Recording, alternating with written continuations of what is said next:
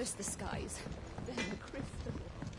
What next? Say what you will. Lady Karen has seen us.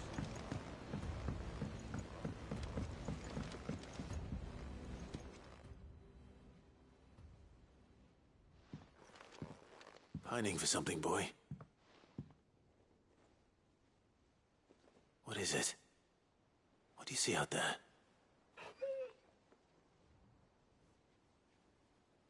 I never did ask where you got that anklet of yours. From Sid, that's why. On the day he brought him home. That long ago?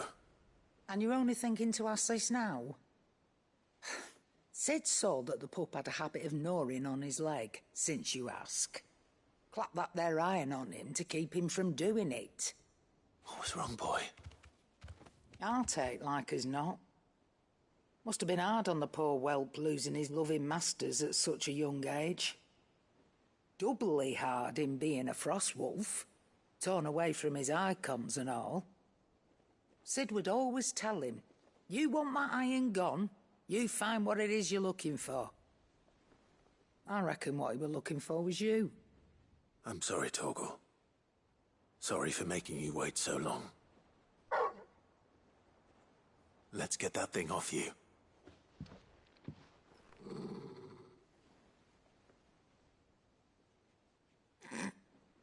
Doesn't sound like he wants it off. Indeed. You miss Sid as much as the rest of us, don't you?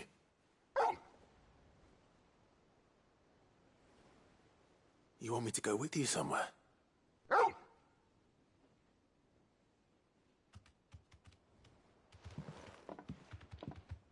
Quick, aren't you? Glad you've been paying attention. Not nearly as much as you have, Lady Karen. Aye, good thing and all. It's not like Gav would have kept him in nuts and rubbed his belly these past 10 summers. Your kindness is appreciated.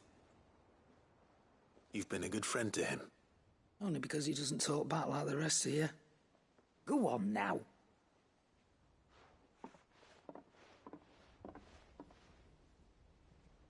Where to then, Torgal?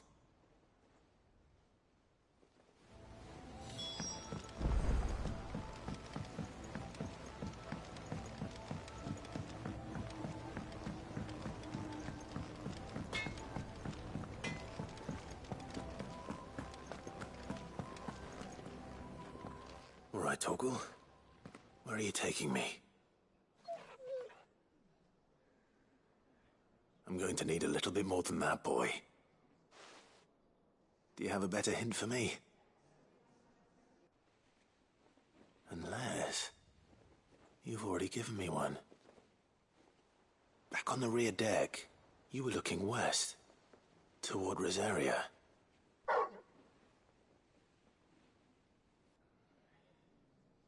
Why don't we try the rookery?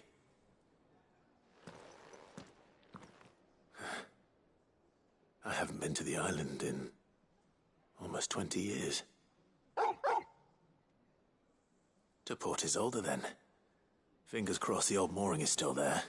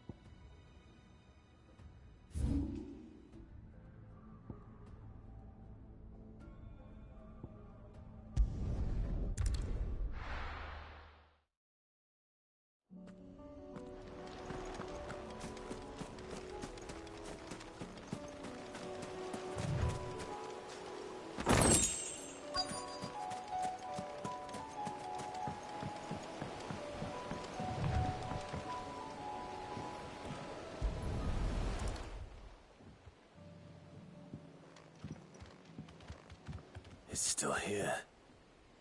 After all these years. A lot smaller than I remember. And you're a lot bigger. You might have to swim, boy.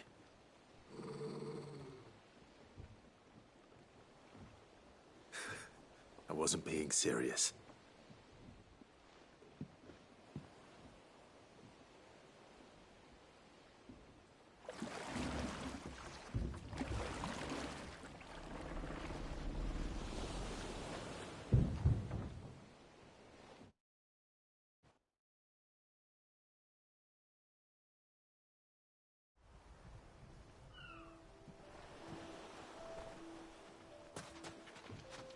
This place hasn't changed at all. The rookery's right through those trees. Come on. Race you there? I bet I could still beat you.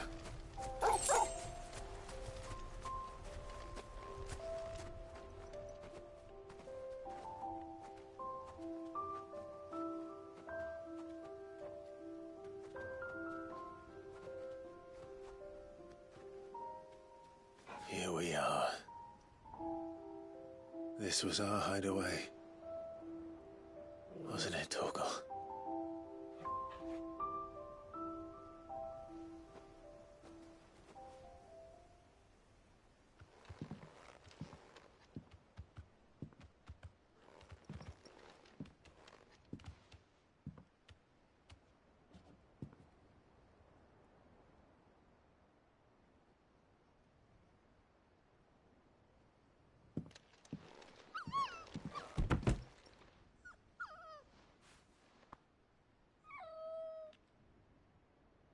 Coming here helped me to forget who I was. Or wasn't. Prince, shield. Son his mother could love. Had I been any one of those things? Perhaps.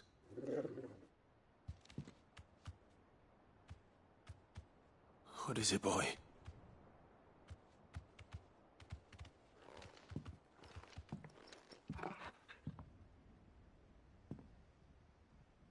This is all from the castle. And Phoenix Gate. Did you bring these here? My sparring sword.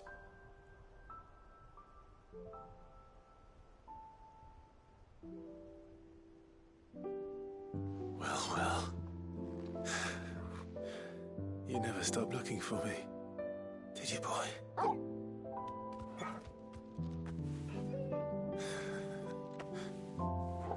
Thank you, Torgal.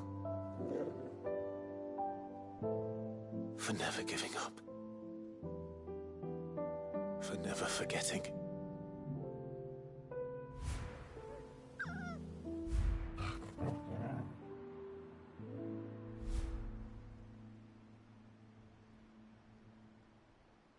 Let's take this with us, shall we? So I don't forget either.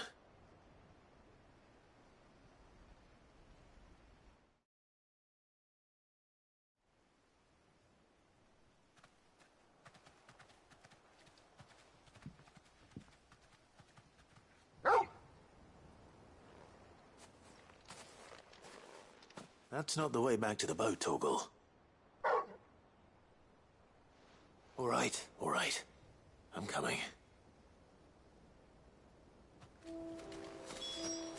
think I know where we're going.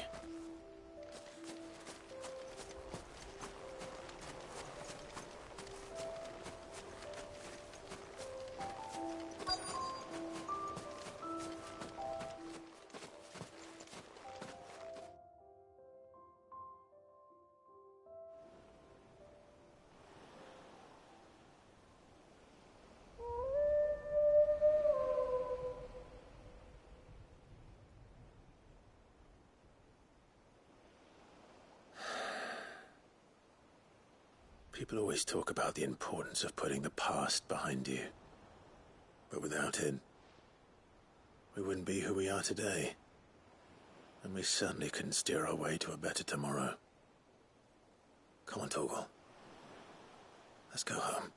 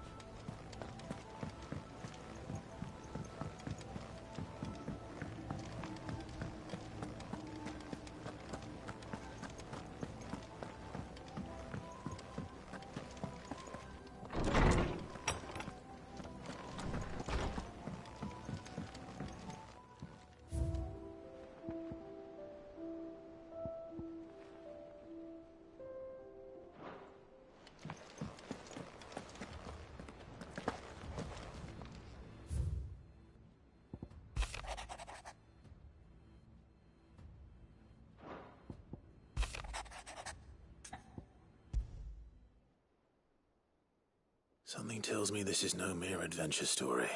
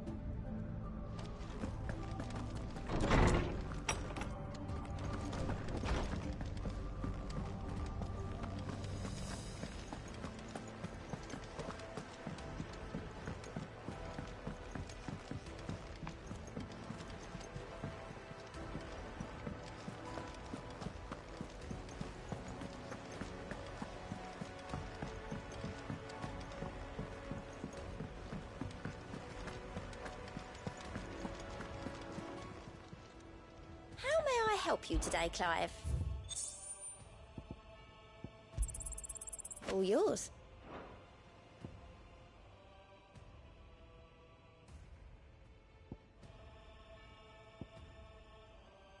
Come again. I may have more for you.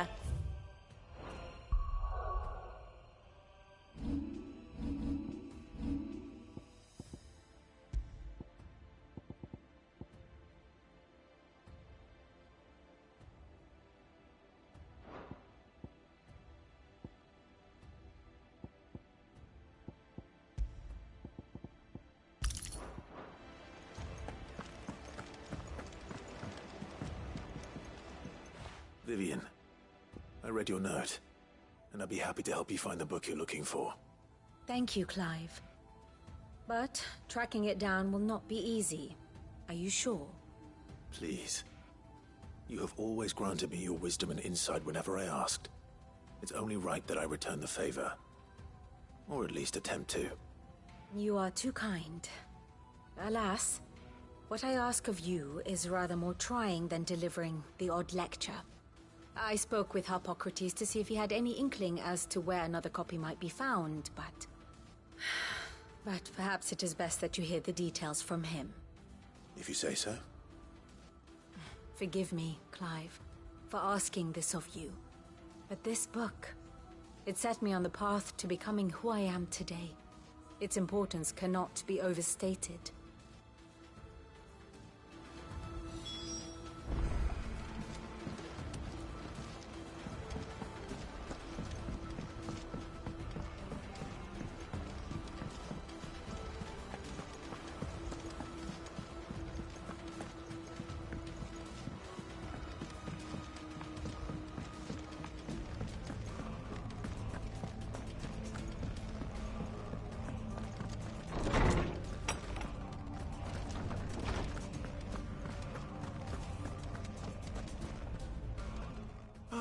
Clive, my boy.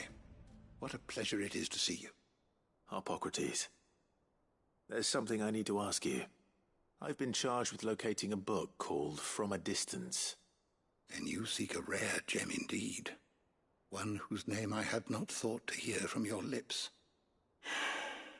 You've been talking to Vivian. Right as always. But she didn't seem keen to tell me very much. I take it she didn't like what you had to say. And yet I gather it did naught to dissuade her. Clive, if the young professor has tasked you with obtaining a copy, I fear she asks the impossible.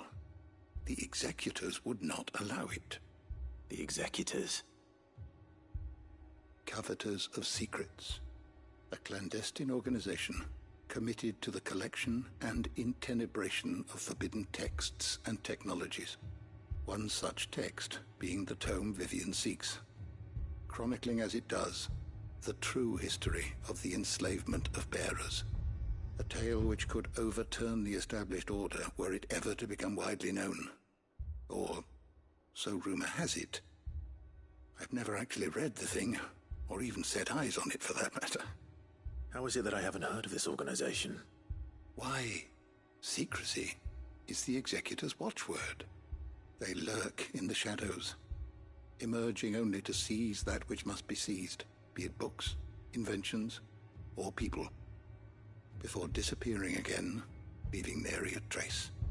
Which would explain why Vivian's copy was snatched from her grasp not long after she found it. By the hand of the executors, yes. But what drives them? Self-interest or ideology? Fine question. Sadly, all that is known of the executors can be recounted in a single breath. You may just as soon ask me of their origins, numbers, or the identities of their leaders. Any answer I give would be pure speculation. Then my hunt was doomed from the first. What was Vivian expecting? That I'd pluck it from thin air? Not from thin air, no. From ash. Rumors of the executors are rife among the scholars of Storm, but rather less so across the strait. I have a friend. Well, I had a friend in the village of Garnick, a collector of rare tomes, upon which subject we would oft correspond. Alas, I have heard naught from him since the skies fell dark. And no doubt he, too, has turned. But, though he did not mention it by name, it is possible that a surviving copy of From a Distance yet rests upon one of his many shelves, quietly awaiting discovery. If you were, by some chance, able to save even a single book from the poor man's library, I know his soul would rest easier. Very well. When I next find myself in Waloed, I'll be sure to pay Garnick a visit.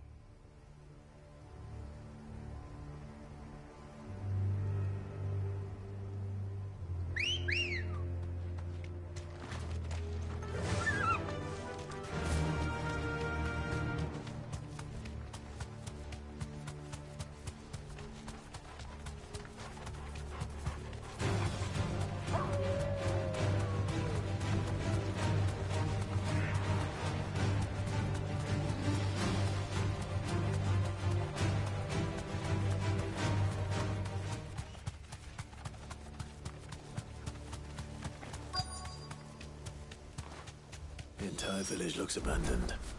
Now, which house would a bookworm live in?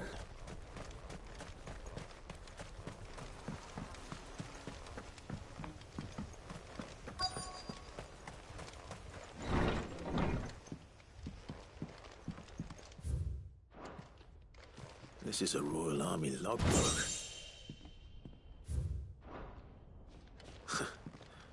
His interests were certainly varied.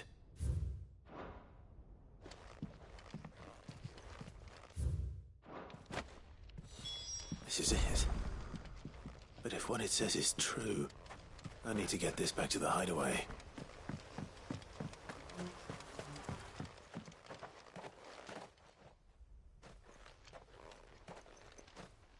Leaving so soon, stranger? We've been watching you. From a distance, so to speak. Subtle. I know who you are. Then we need not waste time on introductions. Hand me the book. Leave it in our care and return to your life. Your care? Do you mean to burn it or bury it? That is not my decision to make. But by one means or another, its contents shall be removed from the common record. Then I'll have to politely refuse. I won't let you erase our history. Then we find ourselves at an impasse. Very well. The book can just as easily be pried from your dead hand.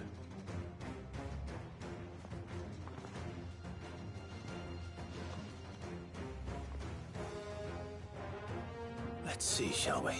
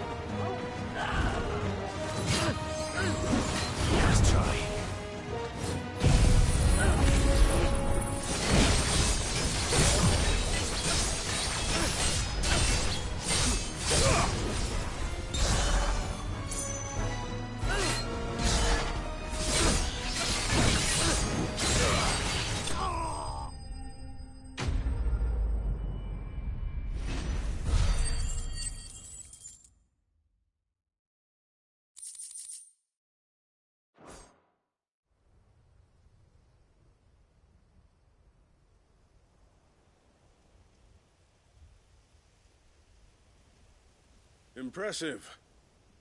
But we have other means. We shall claim the book yet. Why do you want it so badly anyway? It lays out in no uncertain terms the vanity and avarice of mankind. It tells the shameful history of the persecution and oppression of a gifted few by a giftless many. Would you say that this interpretation was correct? I don't know. You don't know. Your sword may be sharp, but your wits are dull. So let me answer for you. There is no correct interpretation of history. That a series of events took place may be proved beyond a doubt. But there can be no single, immutable explanation as to why they came to pass. It is a question of numbers and of belief. If enough people believe that a set of events occurred for a reason, that belief becomes the truth. So you're trying to control the truth? We are trying to protect people from themselves, from knowledge that would bring them naught but pain. That is all. You may keep the book, for now. The world is small. We shall meet again. Until then. Wait! Damn it. Let's get this back to Vivian. Perhaps she can explain what that was all about.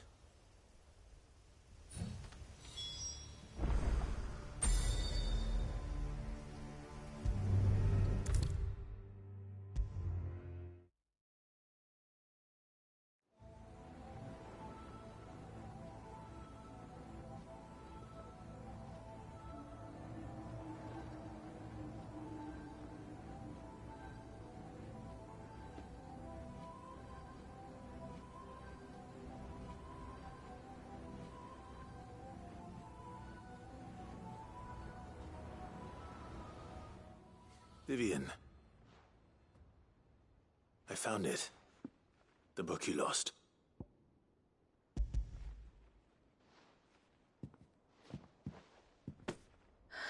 You found it. Thank you, Clive. Even though I asked this of you, I was not entirely sure it would be possible. I feared the executors had seized every copy. I met with one of these executors, and I convinced him to let me keep it. He told me something. That the truth is just a matter of collective belief. And that if enough people believe a lie, that lie becomes the truth. It does. But it also means that the truth is not immutable. That it can be changed. Provided that those who wish to change it can convince enough people that their perspective is the correct one. As the sad history of the bearers proves. You said that the book inspired you to become a scholar. It did. Or its author, rather. She was a heretic, you see. A firebrand and a dissenter. A gallows stood ready for her in every corner of the realm. And by shunning society, or perhaps being shunned by it, she stumbled upon a truth so potent that an entire realm trembled at the prospect of its utterance. I, too, have always felt somehow set apart from the world of men. A stranger to my own species. She taught me that my solitude was not a curse, but a gift. And that, though my journey to the truth might be a lonely one, what I found at my destination would be more than worth the cost. Do you still feel that way?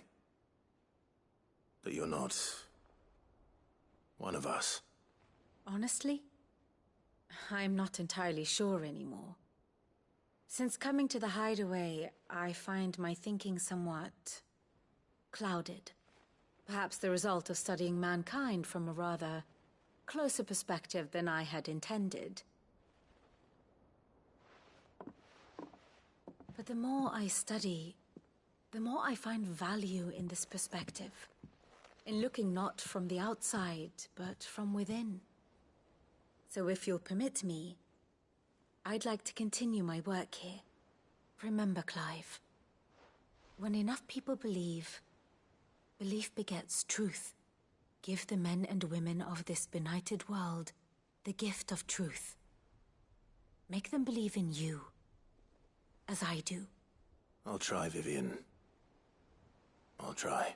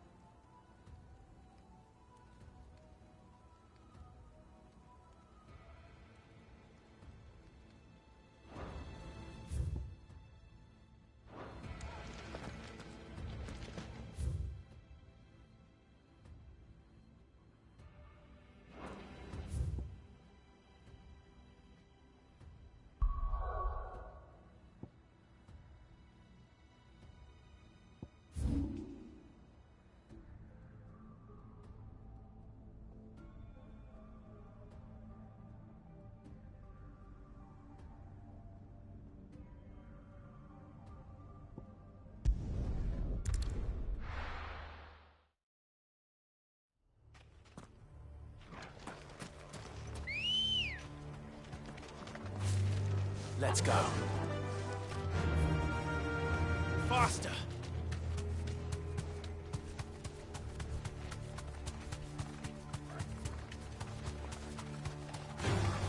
Don't get surrounded.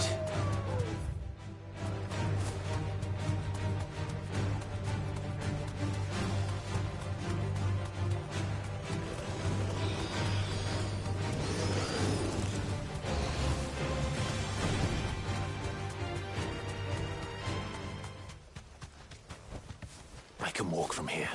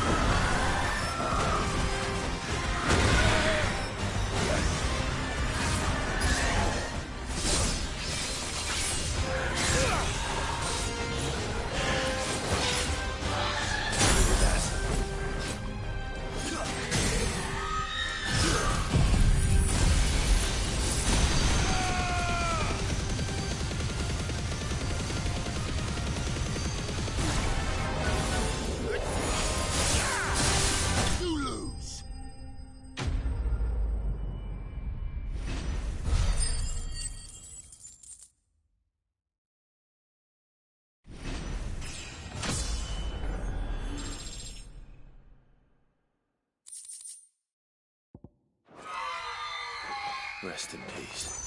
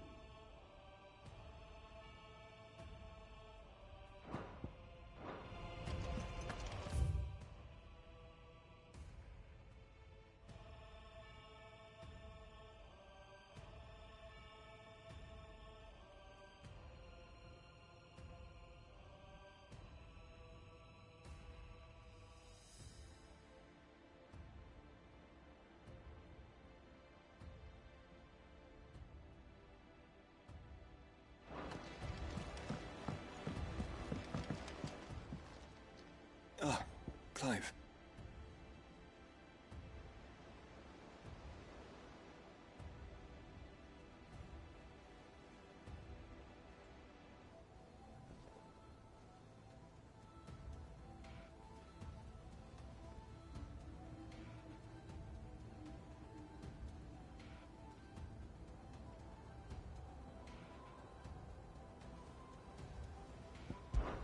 This is it then, brother.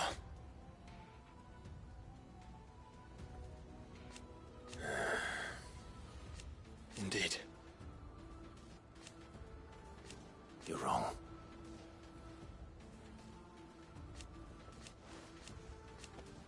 Of course. Joshua, what's wrong? And don't say nothing. It's not nothing. I've received word from Cyril. The Undying have found Father's will, or something akin to it. His will? How? And where? In the crypt beneath Rosalith Castle. After Kupka was kind enough to drive out the Imperials, the Undying took the opportunity to recover what relics of the Duchy yet remained. And in the process of doing so, they found a letter from Father. I'm surprised anything survived down there. Cyril asked that I join him in Tabor at my convenience. I have been meaning to go, but would you join me?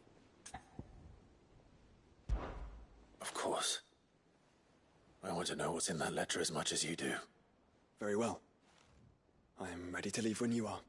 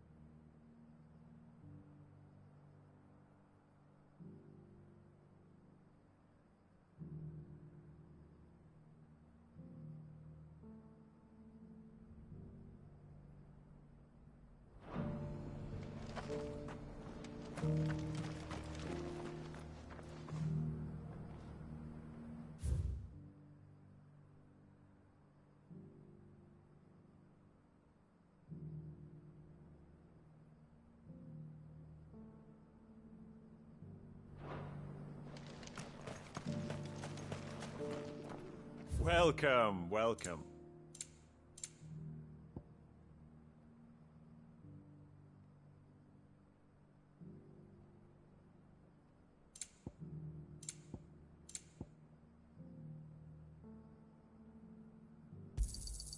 Anything else? Of course.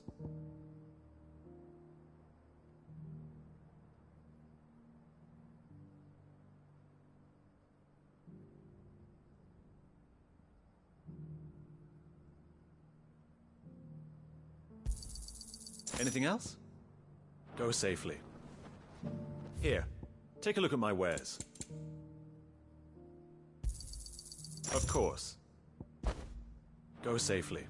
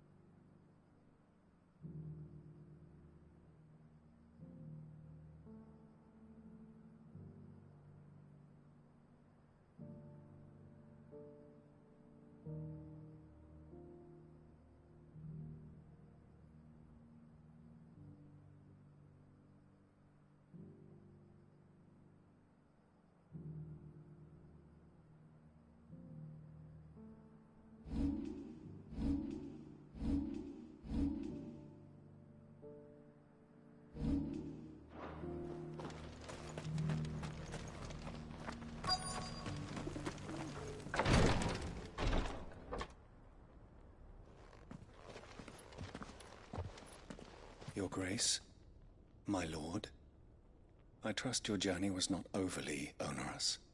Cyril, you found a letter from Father? Yes, I have it here.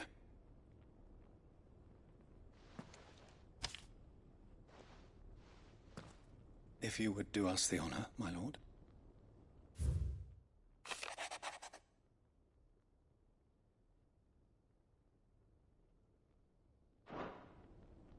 An inheritance.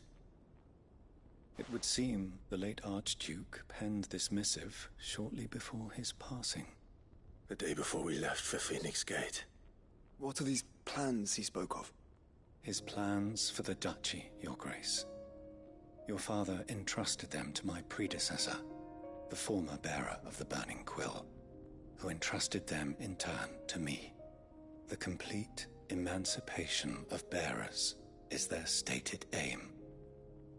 But your father's dream did not end there. His Grace also spoke of building hospices to care for those stricken by the curse, and the founding of a new university to further the development of non-magical technologies. With the blight spreading ever more widely across the twins, Archduke Elwyn saw this as the only means of securing Rosaria's survival. He wished to see men and bearers treated as equals. To see centuries of common wisdom overturned. Small wonder he did not think it achievable within his lifetime.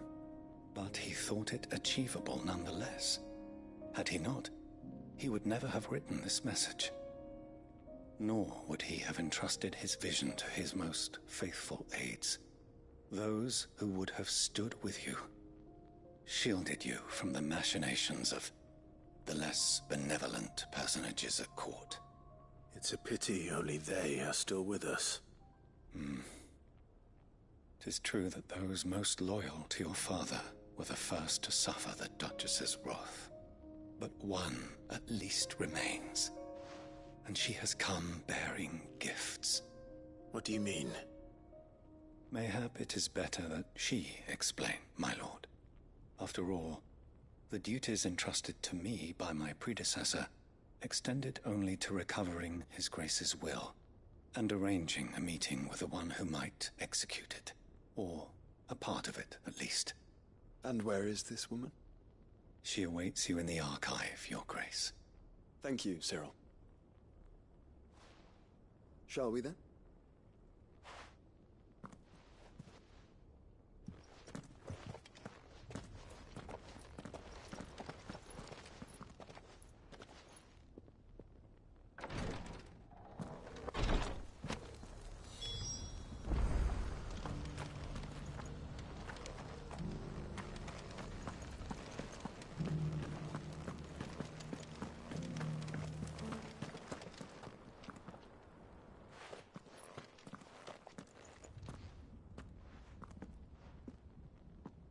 My lord, Your Grace.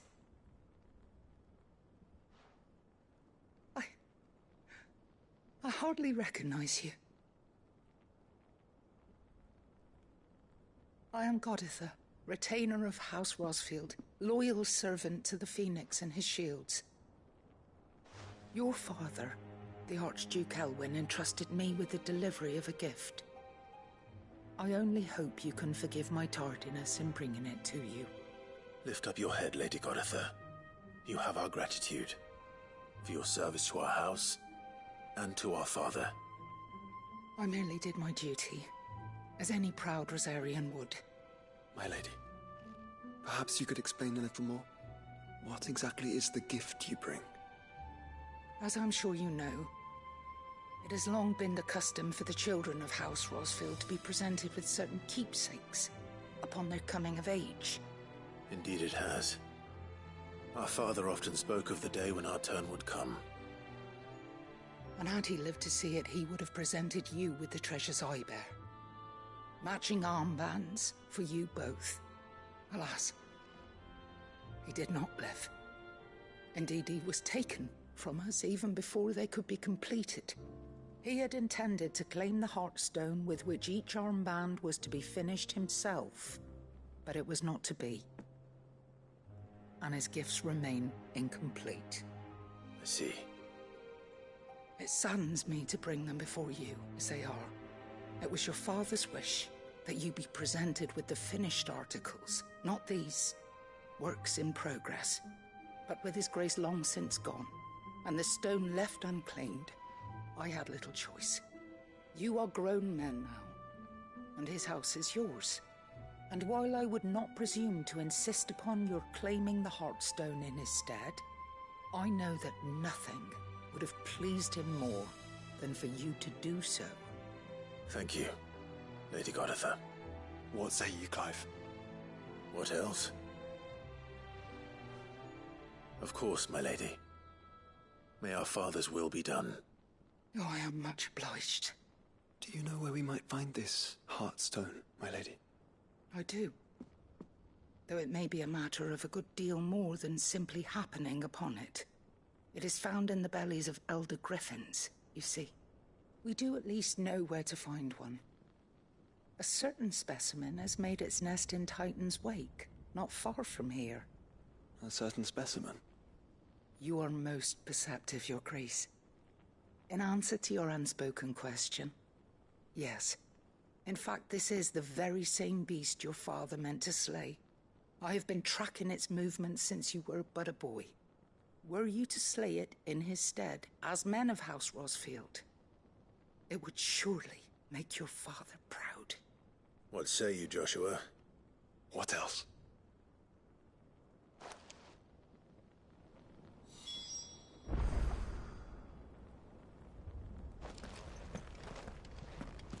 Titan's Wake.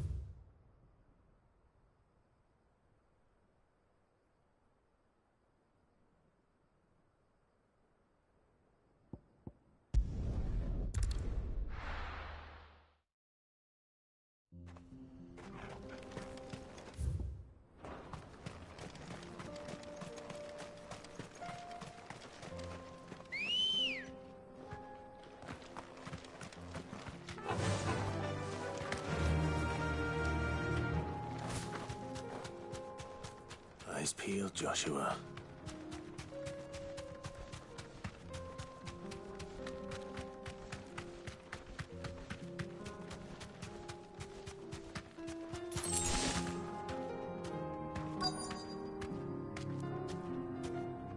Thanks, Cal.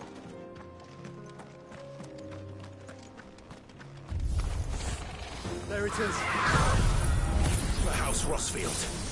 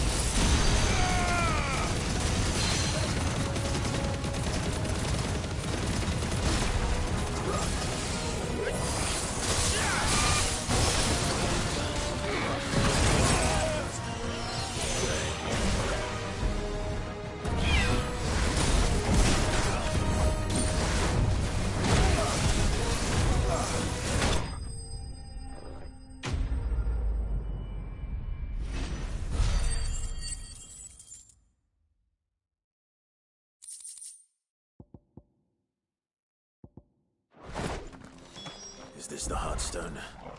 I expect Lady Goditha will know.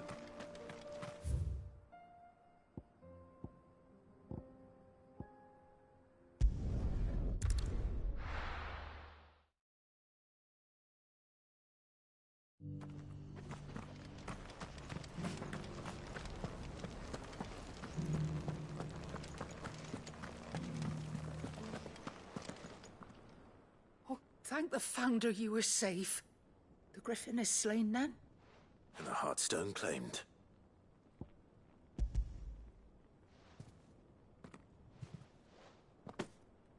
Yes. This radiant luster, like frozen flame, it is just as your father described it. Thank you, my lord. Your Grace. Your father would be so proud.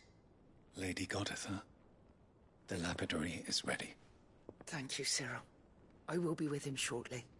If you would excuse me, I shall have the stone cut and set forthwith.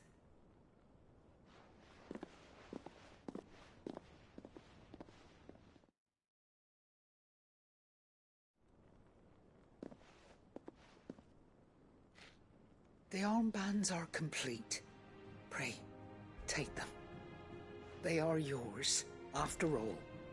Heartstone is harder and more enduring than garnet, or even ruby. It symbolizes unwavering will and devotion. And the graven vines encircling the stone represent the unbreakable bonds between you. It's a message.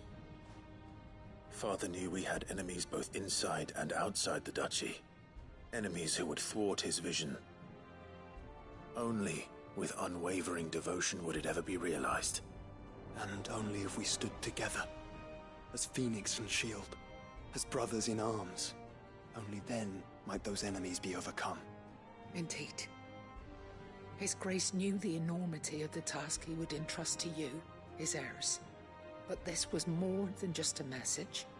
It was a promise. That he would always be with you. Thank you, Lady Goditha, for remaining the steadfast custodian of our father's will. Forgive me, my lady, but there is something I don't quite understand. The Undying told me that after Father died, Mother claimed all of the ducal treasures for her own. Even if the armbands were incomplete, she would surely not have overlooked them. So, how were you able to keep them from her? Because I was the keeper of the vault. Though I was but a lowly servant, your father spoke to me of his intentions for the bands, of the deep love he had for both of you, and his hopes for your future. In the days before the disaster at Phoenix Gate, I discovered that the Duchess had ordered her jewelry be sent away from the castle. It was then that I knew she meant to betray us. I tried to warn your father, but it was too late. When word of the fire reached Rosalith, I knew my time was short. So You did. Yet my duty to your father was incomplete. Not knowing what else to do, I followed the Griffin, thinking I might claim the Heartstone on its passing. And so my pursuit continued, until Lord Cyril appeared before me. He informed me that His Grace's will had been recovered, and that his sons were alive and well. Lady Goditha, on behalf of my father and all the people of Rosaria, I thank you for your loyal service. As do I. Thank you, my lord. Your Grace, for coming back to us, for giving my service meaning.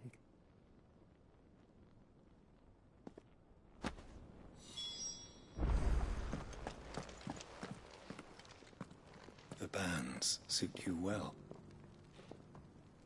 It must be gratifying to finally receive the inheritance that was denied you for so long. It is. And we thank you for the part you played, Cyril. If you would permit me to play my part a little longer, might I suggest that you make your way to your father's memorial atop Hawk's Cry Cliff? Let him see that you have received his blessing, and that his vision lives on in you. I suppose it would be churlish not to. What do you say, Clive? Shall we pay Father a visit? I think we should. I was hoping to be able to offer him my thanks before we left for Origin. Your father's helm is enshrined there. It has been since the day we recovered it from Phoenix Gate.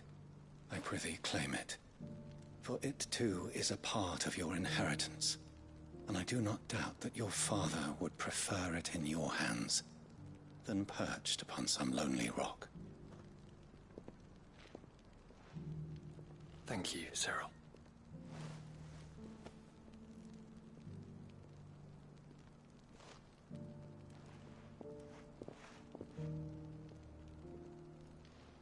Come on, Clive. He's waiting.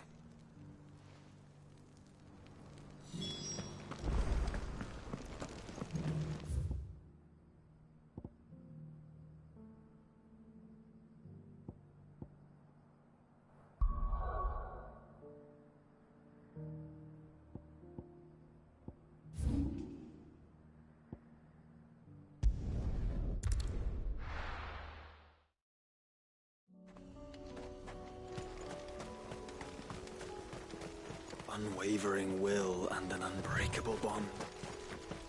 Do you really think we're strong enough? Save the world? Of course. To have overcome Father's political enemies. Of that I'm less certain. Especially knowing what we know now. What Mother was truly capable of. But perhaps these bands would have helped. Knowing he was with us would have made all the difference.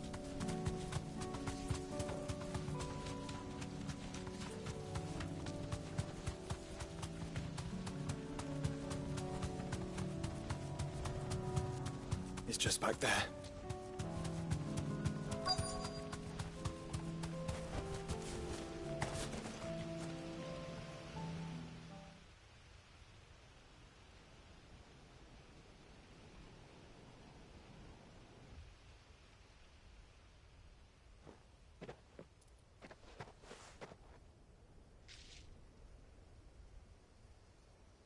Father always fought for what he believed was right. It wasn't until that night at Phoenix Gate that I realized I had never fought for anything. I always had someone else to do the fighting for me.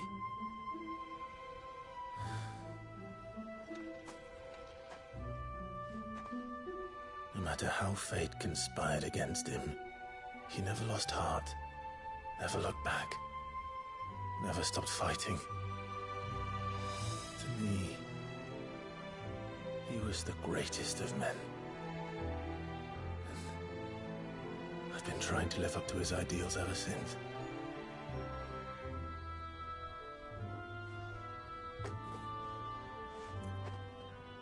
We all have, Clive.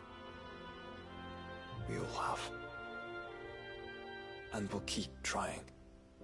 Because that's what he would have wanted. What he would have done himself. Even if it meant standing against the very gods in the heavens. I shall be borrowing this, Father, if I may. That you might watch over us as we follow in your footsteps.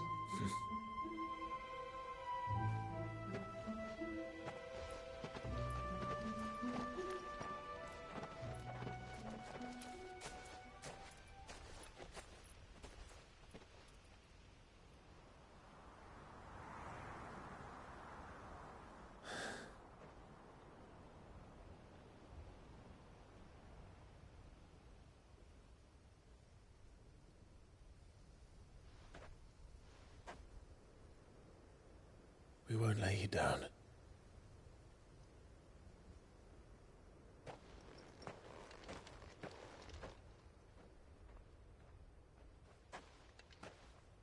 Onward then. Onward. To the end. And to a new beginning.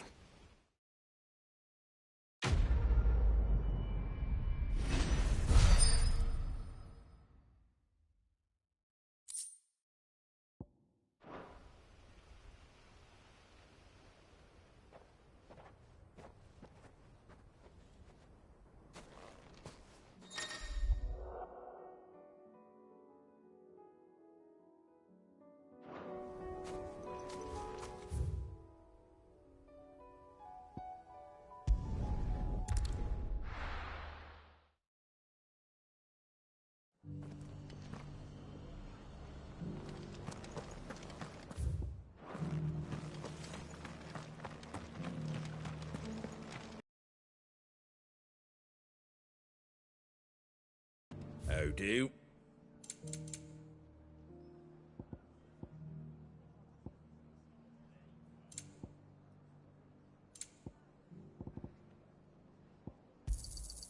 Much obliged. Thanks very much. Much obliged.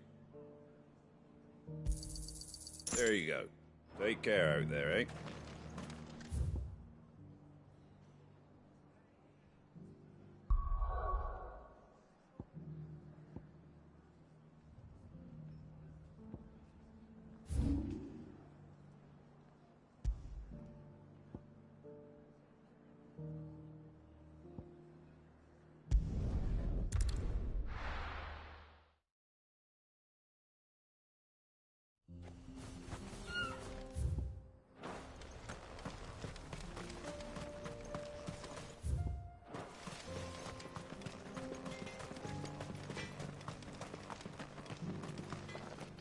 Good day.